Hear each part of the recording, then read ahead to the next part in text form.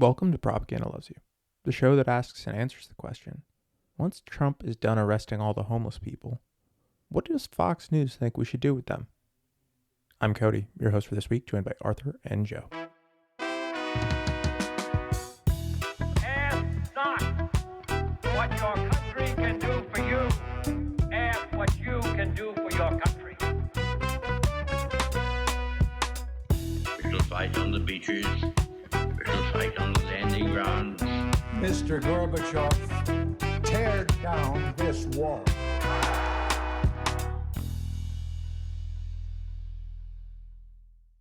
Welcome back to Propaganda Loves You. There's really only one story that's being talked about this week. The story that that I'm referencing is the assassination of Charlie Kirk at a college campus in Utah last week on Wednesday. We talked about political violence back when Melissa Hortman was killed in Minnesota, and her husband and her dog, and then the two other state representatives were shot by that individual that was impersonating a police officer.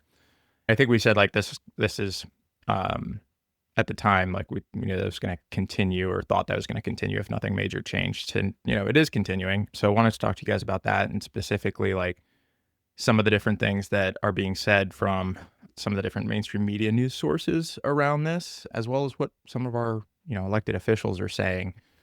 Before we get into that, is there anything you guys wanted to talk about, like that's maybe not as serious of a topic? I don't know. I feel like this one's going to get dark. I'm trying to think. Yeah, me too. I was trying to think of like something. Specifically trying to think of non-depressing or non-dark news. It's hard. Yeah. It's really hard. My dog is 14 years old, and she had surgery, and she's doing great. So the vet said she's 99 years old in dog years, and I'm Oh my happy that gosh. she's doing well post-surgery. So Are you guys going to have like 100 dog year birthday at some point here? maybe, I don't know. She'll turn 15 next May, so maybe that'll be a big one. But yeah, old girl. That's awesome. All right. Well, that's the best we could do. That's say something about the state of the world these days. So yeah, I guess just to jump right into it, I don't really have a lot of super organized thoughts around this. I think for me, my initial reaction before we talk about like the stories that, or what Fox News is saying, or what different influencers saying online or anything like that, I think my initial reaction when I heard it was generally just like, I don't know if sadness or depressed is the right word. I think it's like, I'm trying to think, like anxious, maybe like anxiety would probably be the best thing to describe, like as I was listening to that or saw what was occurring there. And it's just like, for me, it's like just continued political violence that we're seeing, regardless of where you stand. Anyone being assassinated because of their views is not good. I don't even feel like you need to say that. But I mean it's just going to continue to make things worse. I think like it's going to be used by, I think my initial thought was it's definitely going to be used by those that are on the far right to continue to turn up the heat. There's some on the far left, I guess, that are going to be celebrating or have celebrated this. Like, I don't know. I guess anxiety was my first initial reaction. I don't know if you guys had a similar reaction, but just want to talk about that first, and then I want to talk about like kind of like Fox and some of the things that they've been saying. Yeah, that makes sense. I can relate to the anxiety thing, not with this incident necessarily. I think my first reaction when I heard the news about this was more annoyance than anything else. Honestly, I was like, oh God, here we go. But when the October 7th attacks happened in Israel-Palestine, I was watching the news that morning, and I had a similar feeling when that happened. I was just like, a lot of anxiety, a lot of trepidation about what's gonna come in the aftermath. I was just like, just had a gut-wrenching feeling like this is about to get really bad. And obviously over the last couple of years, coming up on 2 years now since that genocidal campaign started, yeah, it's just been nonstop carnage. That's been terrible to see every day. I think I don't have much, if anything, to say about Charlie Kirk's assassination specifically, but my main thought or feeling around it is it's one out of, I just looked it up. Let me pull the number back up. As of mid-September 2025, there's been over 10,000 gun deaths in America, I think, unless I'm being misled by an initial Google search. So there are more guns than there are people in this country, and violence is sort of what you expect in a country that has more guns than it has people. So I guess when I say my main feeling is a little annoyance at the whole news cycle around it, it's the dismissal of all the thousands of human beings that are killed by gun violence in this country every year. And then all of a sudden the flags are at half mast when a fascist gets killed. Not saying that you should just run around killing people at all, but trying to put those human losses into perspective, into a kind of balance that makes the most sense, like where our pity or where our sympathy goes. Mine, I try to put it more towards the children in schools that are killed by mass shootings, the countless Black people that are killed by police and law enforcement every year, and all kinds of other gun violence that occurs in this country. So yeah, that's mainly what's on my mind. It's just the whole scale of the gun violence in this country and how out of control it is. Yeah, I like that take. I think it's culturally same thing. It's like, the perspective of like you canonize this one death, but there was a shooting that very day in like Colorado, and there were 3 children shot. And it's just interesting how they pick and choose. And yeah, it's very sad. And if this doesn't like wake up the right to like limit some sort of firearm law, well, nothing ever will, because the NRA is a huge donor. So, but yeah, it's sad, and maybe we should just have no guns. I think to that point, Arthur, it's like I haven't seen much of anything in regards to like, oh, maybe we should actually talk about gun control, right? Most of what I've seen is just blaming leftists and the more extreme sides of the right spectrum, like calling for civil war, retribution against leftists before there was anything related to the shooter, like who the shooter was or anything like that. And I think that kind of gets into the next piece of this that I wanted to talk about, which is like how tragedies are used now in the United States. Like, Joe, kind of to your point of, we've got 10,000 gun deaths a year. Which ones do we actually care about? Which ones do we talk about or publicize, right? Versus the ones that we don't really emphasize. The reaction from Melissa Hortman and her husband, like the deaths that you saw there from Republicans like Mike Lee, which is basically like mocking this thing that happens. And then, Charlie Kirk dies, and it's, if you don't mourn in the proper way or something like that. Like, first of all, it's compelled mourning. It must be done in a certain way. Otherwise, they're going to go after you and try to get you fired from your job. Hegseth was basically said that he's trying to get the Pentagon to look for anyone in the military or civilian side that is mocking Charlie Kirk's death. There would be repercussions for that. And that's already happened across, like, you've seen that from like MSNBC. They fired a person for making comments. To me, is like, it's interesting because, I think from both sides, what I saw, and this goes into like how this is being used as propaganda. Before there was any information out about the shooter, it was like anything that would come out was immediately run with if it was beneficial to one side or the other. Anything that pointed to this individual like having any left-leaning ideology, immediately frontline, publicize, and whatnot. But it's same thing, like anything that pointed to him being Republican, like, or on the right-hand side, like immediately pushed out as the leading headline.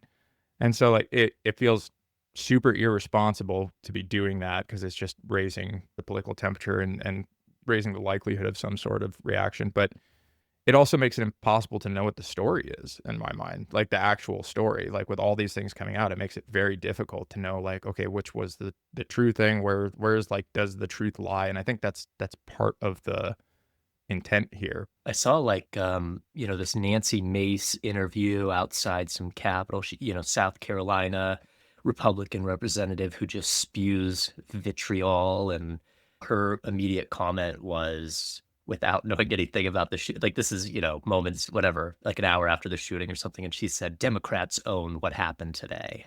And Like, yeah. Right. okay. Yeah. Just like stuff like that. But then all of a sudden, when the actual news came out that Tyler Robinson's family was like MAGA, raised with like, his father figure, I think it's like a stepdad maybe, is like the sheriff in Utah. And he's been like a gun lover. He grew up on guns, very far right, like Republican, according to his grandmother. All of a sudden it stops. So it's like, Yeah, once it's like the left. I don't know. We had a guy actually locally yesterday morning who stood out on the corner because we usually get like these protesters here, and they're older people, and they're just like great signs. It's just like Ukraine stuff or Palestine positive stuff.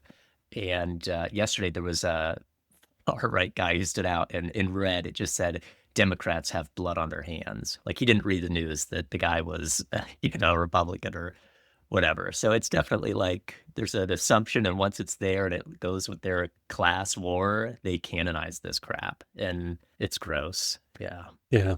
I was thinking, as you guys were talking about this news cycle, I was just trying to quickly compare it in my head to what I remember from the Luigi news cycle when the CEO of United Health was killed, and how when a member of the ruling class gets killed, the news cycle and all the leaders and everybody, oh, political violence is never the answer. Political violence is never the answer. Political violence is never the answer.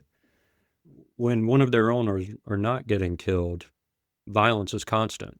ICE raids, deportations, bombings, police brutality, etc.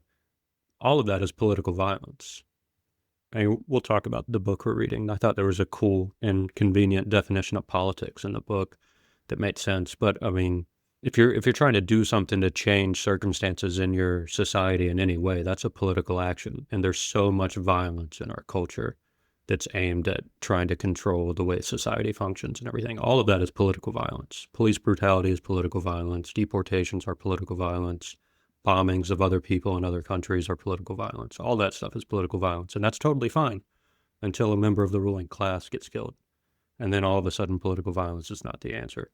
So I just find that knee-jerk reaction from the media and members of the ruling class to be par for the course when one of theirs is targeted. Do you think that they think of all of those other actions as political violence and they're being deliberate in what they choose to acknowledge as political violence? Or do you think it's like, I mean, I'm sure it's a mix of both, right? Some people probably genuinely don't look at those other actions as political violence, right? Or don't think of it that way. Yeah, I think the sincerity of whoever's talking about it, like what they actually believe isn't necessarily that important. I think you're right that it changes on a case-by-case basis. Some people are sincere when they say that. Some people are being disingenuous. There's a famous interview moment Noam Chomsky had with I think it was a British interviewer Chomsky was making this point that the media self-censors in favor of the ruling class narrative. And this interviewer was like, well, what do you mean? I'm not self-censoring. Do you think I'm self-censoring right now? Basically, like trying to call Chomsky's bullshit. And Chomsky was like, it doesn't really matter if you think you're self-censoring or not. The point is, if you believed something different, you wouldn't be in that chair. The only reason you're in that chair is because your beliefs, the way you speak about them, line up with what they want. And that's why you're in the chair. That's good.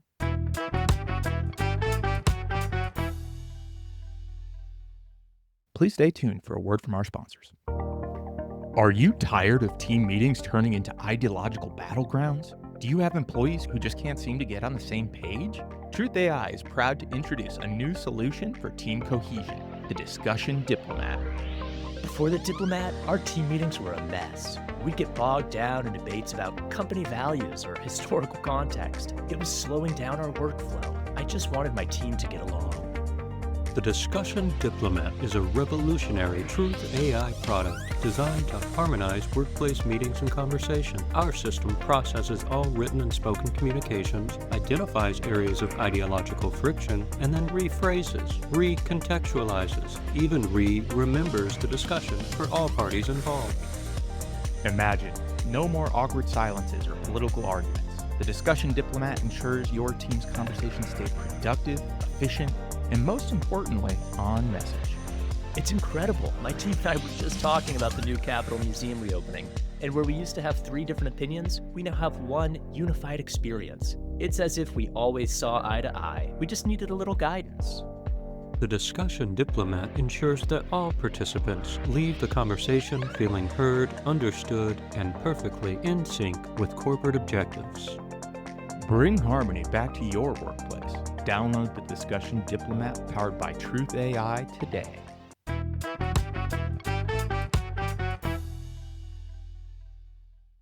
to your point, Joe, about violence being pushed and whatnot, and it's only when it's one of the ruling class where it's talked about. Let me share this. I wanted to get a reaction to this. This was from Fox News, so this isn't actually directly related to Charlie Kirk. But I don't know if you guys heard about this, but Brian Kilmeade on Fox News basically, let me just play the clip for you and then we'll see. Dollars to mental health and the homeless population. A lot of them don't want to take the programs. A lot of them don't want to get the help that is necessary. You can't give them a choice. Either you take the resources that we're going to give you or you decide that you're going to be locked up in jail. That's the way it has to be now. Or involuntary lethal injection or something. Just kill them. Yeah, Brian, why did it have to get to this point? Right. I would say this. We're not voting for the right people. In North Carolina, wake up. So What? Wait, what? What is the what? What is? just to What are just they to talking recap, about? What? Yeah. So yeah, Brian Kilmeade basically said endorsed lethal injection of homeless people if they don't get help or don't take resources that are given to them, apparently, on Fox News. I just like how quick and listener friendly he was in his comments, because he said the first thing he said was involuntary lethal injection. And in case that wasn't clear what he meant, he said, yeah, just kill him. That phrase really got me. I've never heard involuntary lethal injection. Oh my God. Talk about trying to make murder PC, right? Like yeah. I guess, is that the PC version of murder, or is that just like I don't know, fascist language of I mean, murder? he did both just to make sure he was understood clearly. But like you were saying earlier, people are getting fired for not being appropriately sympathetic to Charlie Kirk. Meanwhile, this guy is on, looks like a morning show, Fox morning show, daytime morning news, just talking about casually killing unhoused people if they don't want to accept the breadcrumbs that you're trying to give them with all these strings attached. Like, oh my God, this world is really stupid sometimes. Yeah. I think I don't know, maybe this is off point, but when I see stupid stuff in the mass media like that, I am sort of appreciative of internet culture and how random YouTubers get way more attention than this Fox morning show gets, if you just look at the numbers. Legacy media is dying, and maybe there's some bad things involved with that, but I'm glad there's more opportunities on the internet to have different voices other than just these old legacy media people that spew stuff like this all the time. Yeah, I agree. I think though, like I can't remember if we talked about this before or not, but it almost feels like the influence platforms for a lot of this information kind of started in AM radio, right? Like conservative radio, Rush Limbaugh, like all of that. And there was people even before Limbaugh, I can't remember his name, but that's where like a lot of this originated. And then it moved and they took over like Fox News and other news channels, right? Like the classic media. But then, tying this back to Charlie Kirk kind of was one of the original ones that started the same thing, but on like the podcast, the internet side, like one of the first people, I think, really to start taking that messaging to like that different platform. So it's just, it's interesting. Like I agree. Like it's good that, some of these traditional news shows don't have the same level of viewership that they may have before, but there's alternatives out there, I guess is what I'm thinking, right? Like there's the same stuff, and it's easy to access, right? Yeah, that's a good point. I guess, I don't know, I think about older generations just sort of being glued to the TV on one, maybe two or three channels, but really they find one news channel they trust and they stick with that and they just watch that all day. Even if you're like a young person who's maybe getting funneled into the alt-right pipeline online, there's at least like a constantly changing menu of different voices swirling around, and you're going to bump into those other voices if you're just staying online long enough. So hopefully that some of the same voices get a little bit louder and more influential. But yeah, there's definitely that potential for it to still be nasty online. Yeah, I wish we didn't even call them like Fox News. Like I wish it was just like we addressed it as like Murdoch News. And it's all just like the mouthpiece of like whatever billionaire owns it. I saw some documentary one time, maybe it was like Outfoxed or something, and it was about how Fox News has these tactics. They'll say these common things like some people say, and that way they can just like put whatever they want. And it's all just like, I think you're totally right. They hire who aligns with them. And oh my God, this guy is the worst. What's this guy's name? This is Jesse Waters. That's right. Yeah, That's right. Jesse Waters. yeah, he's a Isn't he the special same guy who character. like trapped his fiance, Yes, like let the air yes. out of her tires He to met, trick her yeah. into going on a date with him or something? And same with like his Super normal first wife behavior. or something. He has like very weird stuff, which they all do. Yeah. That's why he's hired. Yeah. He was the one that was also saying, I think this was when we were talking about like Greenland, this was like, geez, when was that, like May or June or something like that? But he was like, he wanted to, what was it, quench his imperial thirst? That's what he was saying on his show, like when he was talking about like why we needed to invade Greenland. But these were the comments. The reason I wanted to show this clip and getting back to the mainstream media like Fox News and what they're saying about this and what they're using this event to do. So I'm going to play this. This was, I think, day of. So they didn't actually have a suspect. They didn't capture anyone at this point. So this was just after the assassination when a suspect was still at large. I'm going to play this, the last part of the clip here. War right now to save this country. And so you have to be willing to do whatever is necessary in order to save the country. This is a war we didn't ask for, and this is a war they can't win. The way to win is to do what Charlie did. Speak your mind louder. Tell the truth more. Put so much pressure on all of these people that they never try anything like this again. This is a turning point. Everything that we've witnessed recently is unacceptable. Everyone's going to be held accountable in the media, in Congress, on campus, everywhere. So follow your heart. Fight for what you believe in. And don't be ashamed of putting America first. We know what's right, and we know what needs to be done. Challenge them harder. Ask more questions. And like Charlie, chin high and do it with a smile. Well, it was a gross clip, It was. He dropped the name of Turning Point. It was kind of like in the movie when they say the movie name, and Yeah. it was just pure propaganda BS.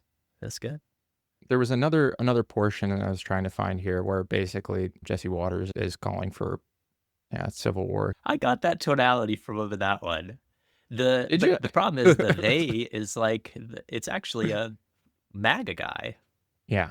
Yeah, that's my whole frustration with the whole Civil War thing. Is like, yeah, the right needs. Every fascist movement needs a good martyr to get things going. So they're trying to use Charlie as this martyr to do what they want to do. But I think what's so slippery about the Civil War thing is it's not cut and dry. Like you say, so there are going to be so many different factions that don't agree with each other. And I feel like the majority of people are just like not interested at all. There are some small groups of weirdos they're really into it, but even them, like, I don't see. You think of a Civil War, you think of two sides because we have our history with the Civil War in America and slavery and everything. It was very Union versus Confederate. It was very cut and dry.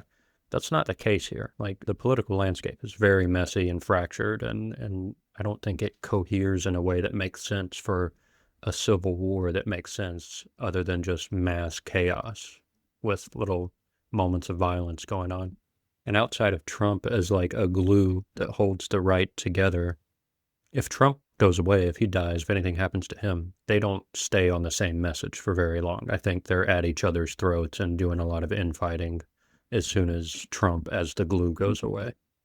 I mean, that's kind of aligned with what we had talked about with some of the other more authoritarian regimes, right? Like after that initial charismatic leader leaves, can it keep going, right? There's a few places where that has with North Korea and whatnot with generational leadership there. I didn't find the clip, but I found a news article here from The Independent that basically quotes the clip. So I just want to read this. So this is Jesse Waters' reaction to Charlie Kirk's assassination. This article was written by Justin Baragona, I think, Baragona, okay, from The Independent.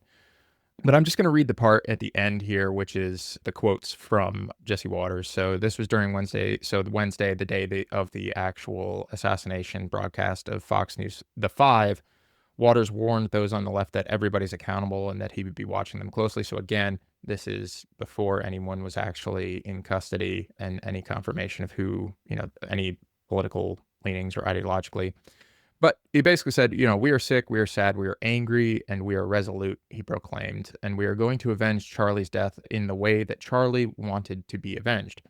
Calling Kirk a beautiful boy who touched an entire generation of Americans and made them patriots, Waters went on to claim that the MAGA youth activist was not a controversial person and not a polarizing guy before seemingly calling for action in response to the shooting.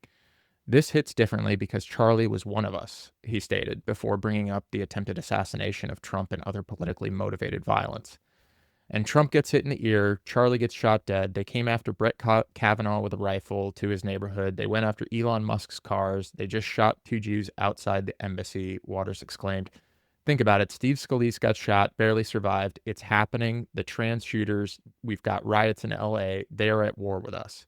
He continued, whether they want to accept it or not, they're at war with us, and what are we going to do about it? How much political violence are we going to tolerate?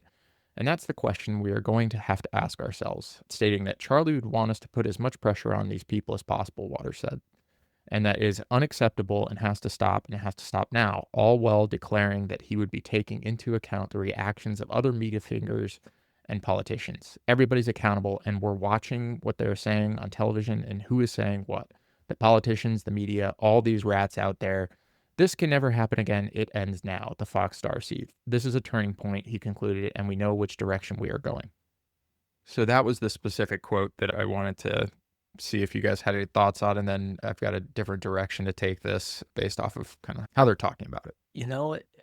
I guess my first thought is how they drop like 5 different things in there, and it's like they change the topic so many times you can't really keep it aligned. They put like Elon Musk's cars in there to equate with like these deaths. I mean, like a little offensive to the deaths, but also like I'm sure Elon loved having that in there. But like Kirk like his whole job is to be divisive and to polarize people, and he's basically a youth labor recruit for the far right and the billionaire class. And I think if anything, the death probably scares them because like he is a figure, he is up in that echelon, and so it probably scares him that like more might be coming.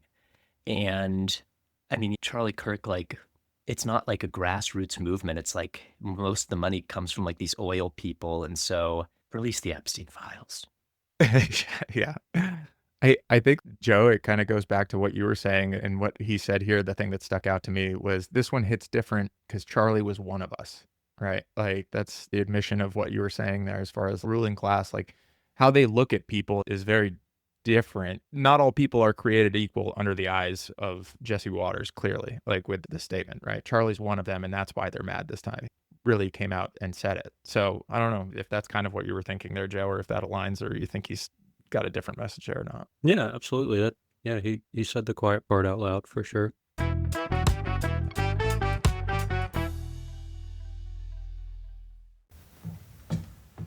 The Capitol History Museum has reopened, bringing our nation's past into clear focus. But for our youngest patriots, there's an even bigger surprise.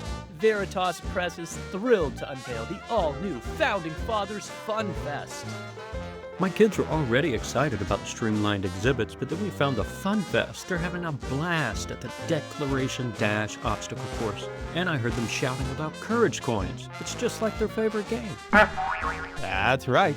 Inspired by the popularity of History Hopscotch, the Founding Father Fun Fest is our immersive, interactive area designed specifically for our little future leaders.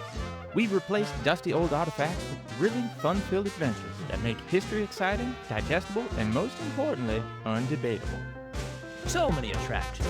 Challenge your friends at the Freedom Founders Facts Trivia booth, or explore the Patriots Progress Maze, where you can find your own Founders flag. And don't forget to take a picture with the all-new, all-American versions of our nation's heroes. I feel so good about what my kids are learning here. They're laughing, they're playing, they're not asking any of those difficult, confusing questions. It's truly a miracle. Don't miss the grand reopening celebration this Saturday. Bring your family to the Capitol History Museum and experience the brand new Founding Fathers Fun Fest today. Veritas Press, making history fun again.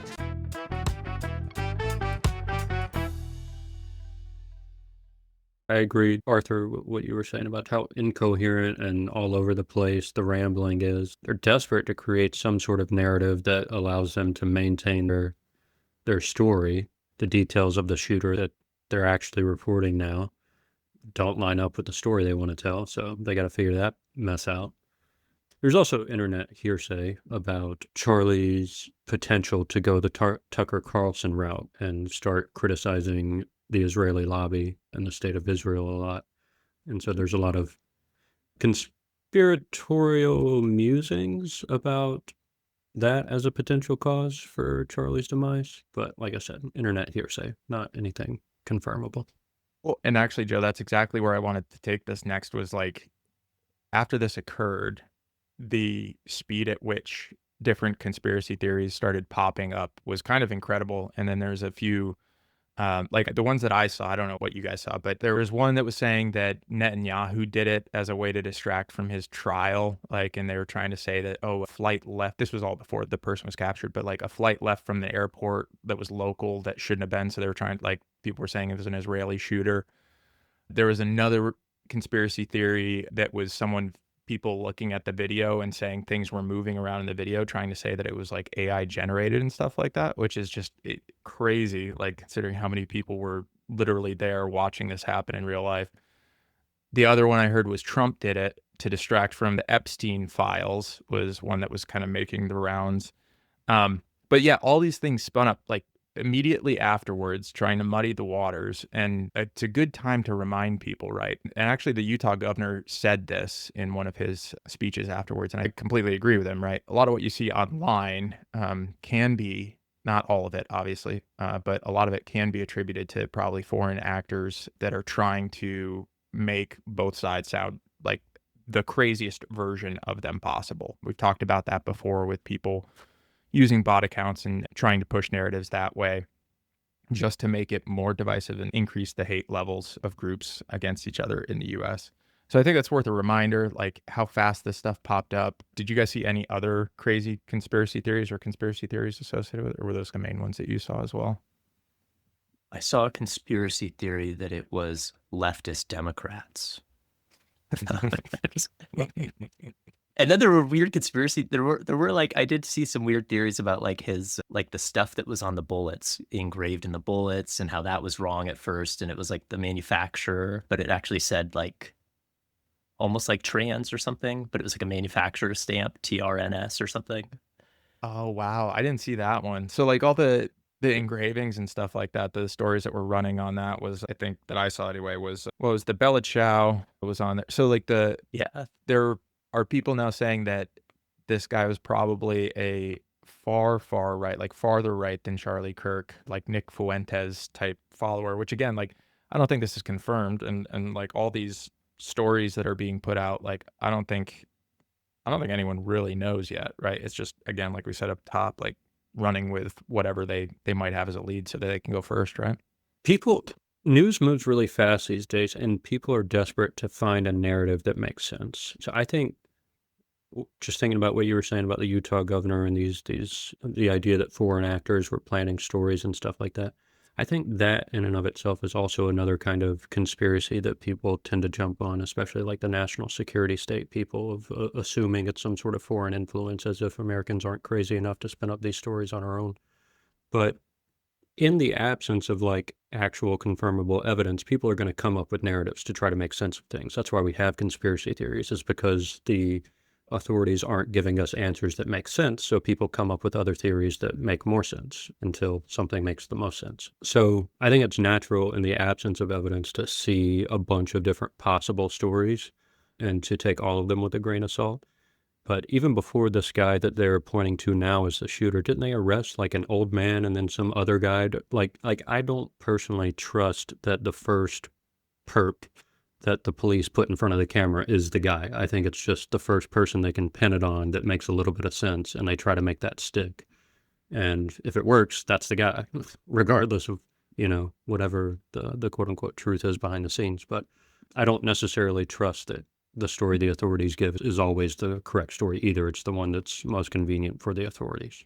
Yeah, I saw that, like Kash Patel, the FBI director, they did arrest, I think, 2 people before. And at both times, Kash was like, we set records, or, we've done this so quickly. And then, they turned out to be wrong.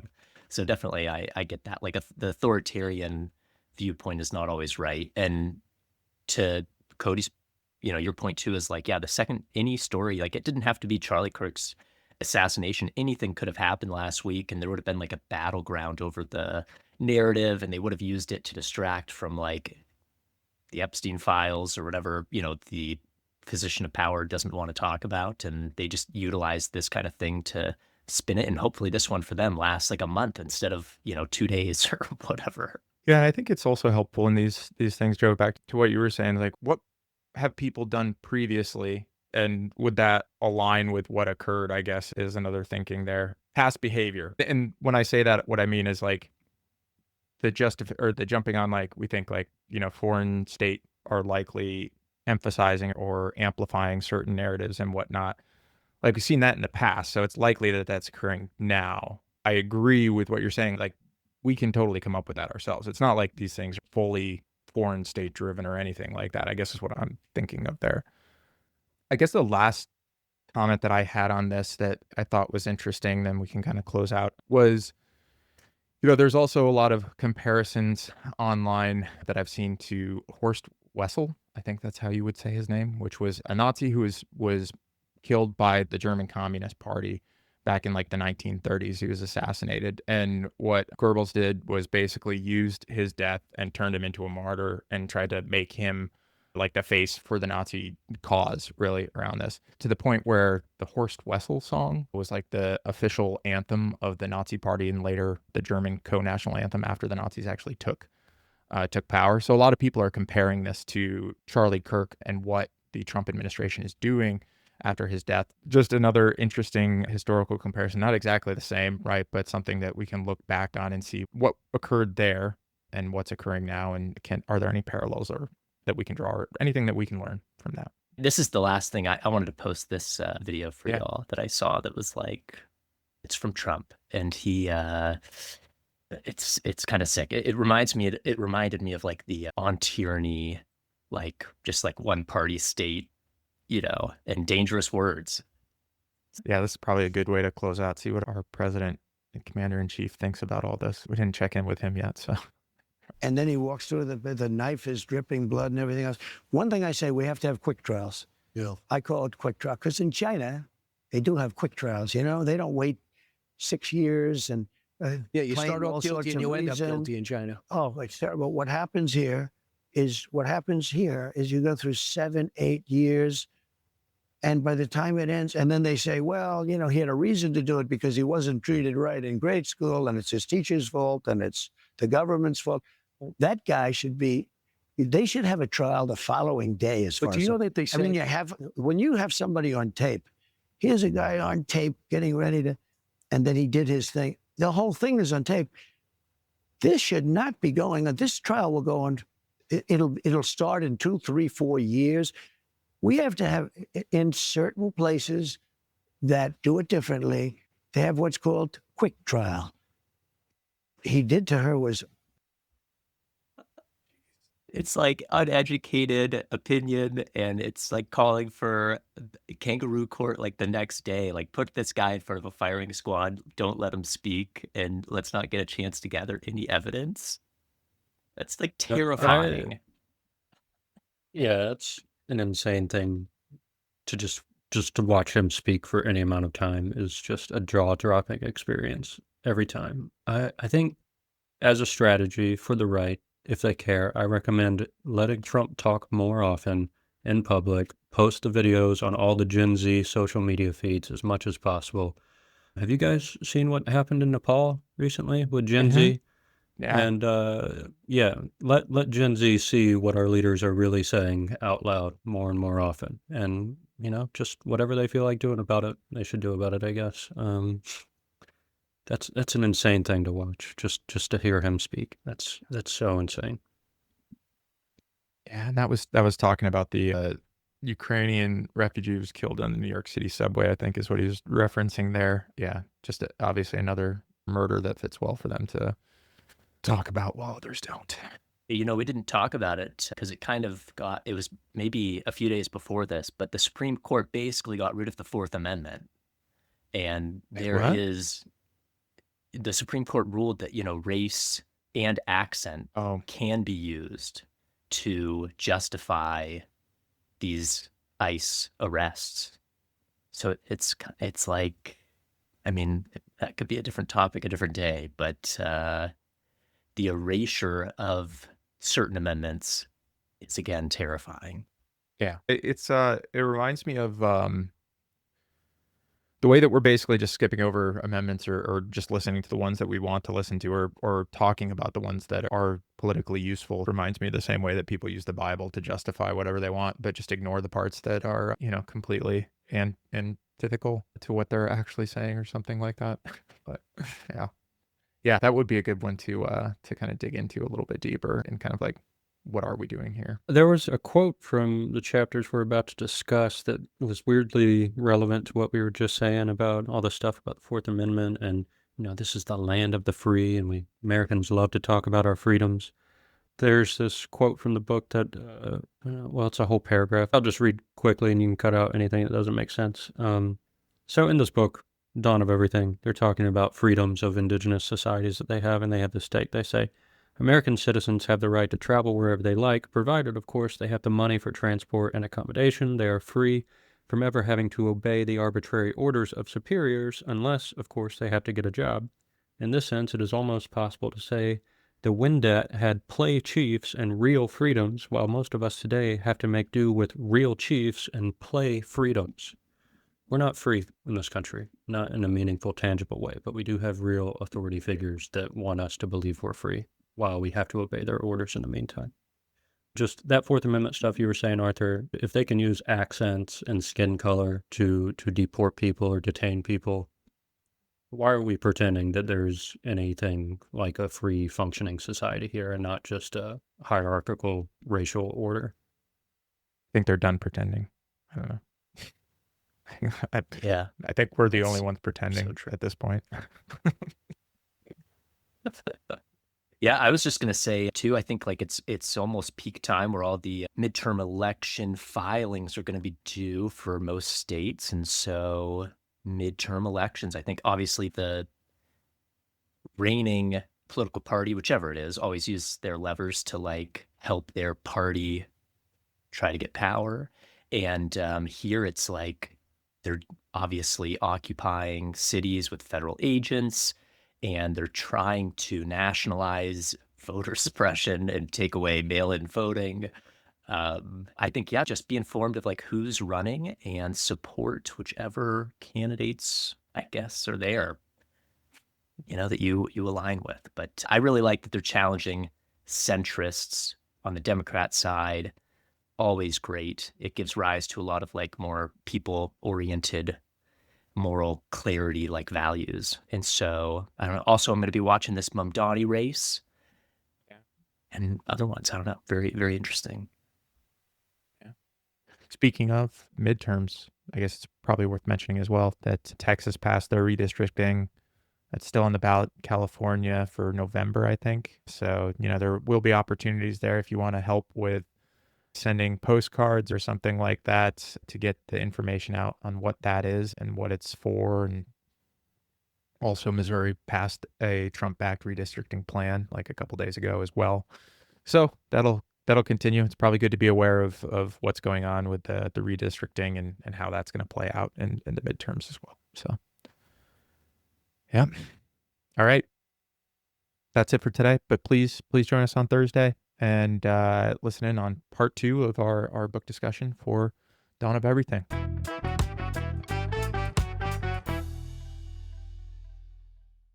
That's it for this week's episode. Thanks so much for listening and hanging out with us. If you enjoy the show, help us spread the word. Leave a rating or review and share it with your friends, family, or anyone you think would get something out of these conversations. Your ratings, reviews, and shares help this show grow, and the more people listening, the harder it is for propaganda to win. So until next time, stay aware, stay safe, And remember, Propaganda loves you.